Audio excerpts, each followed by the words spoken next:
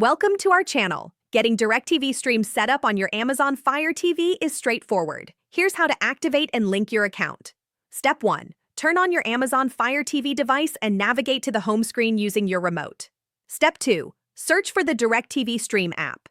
You can use the search function at the top of the screen or browse through the available apps. Step 3.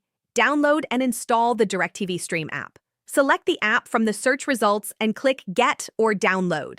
Step 4. Open the DirecTV Stream app once it's installed. You'll find it in the Your Apps and Channels section on your Fire TV home screen.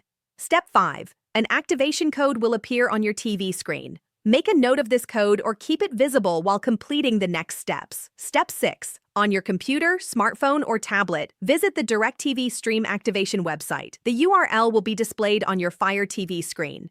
Step 7. Enter the activation code from your Fire TV into the website.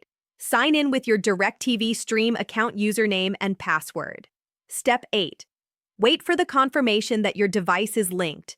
The DirecTV Stream app on your Fire TV will refresh automatically, and you can start streaming your favorite channels right away. Don't forget to like this video and subscribe to our channel.